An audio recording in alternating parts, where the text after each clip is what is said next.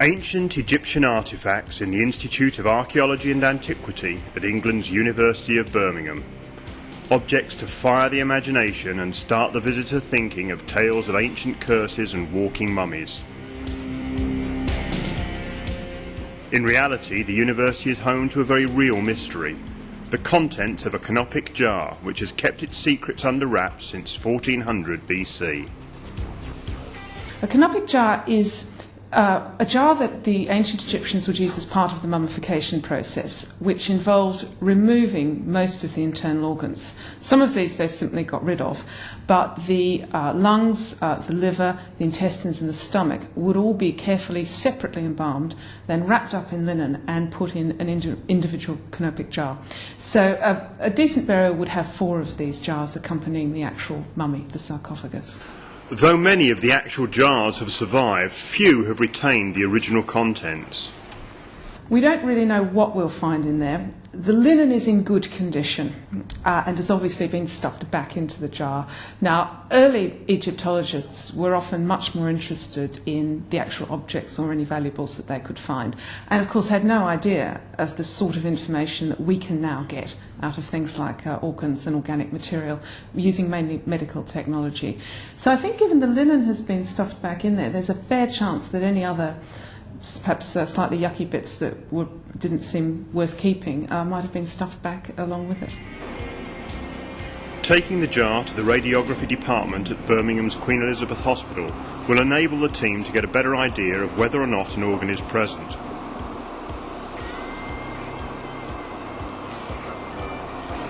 Hieroglyphics on the jar tell the experts that these are the remains of Puya, who died in the period of the New Kingdom in approximately 1400 BC.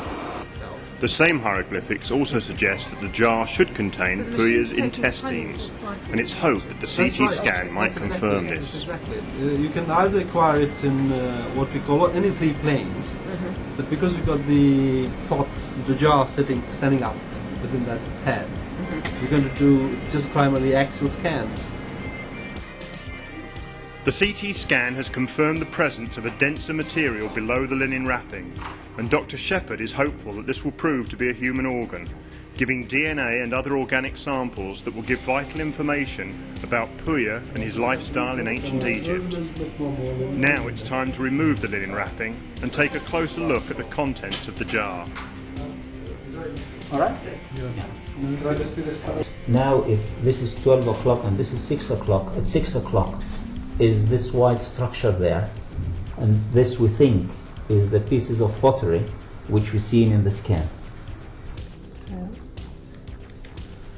Yes. Yeah. There you go, it is pottery. Oh, it is quite pottery, yes. Yeah, that's ceramic, isn't it? It looks as though it might have come from something similar to the original jar, actually.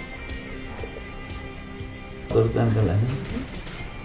But I want to that this is very sharp. So what we will do now is we'll try to go straight to the core.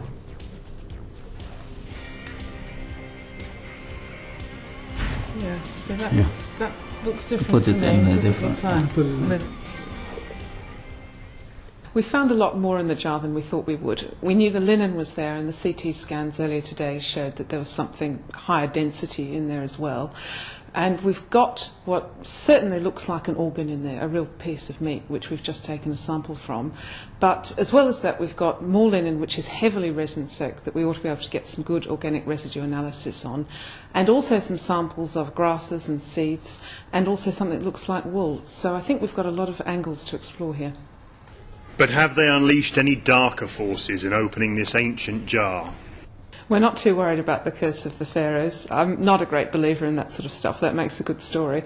But given that the Egyptians were always chasing immortality, that's why they went through all these embalming procedures, I think this is a pretty good way for them to achieve that. And I think Puya would be feeling pretty pleased with what we've done today.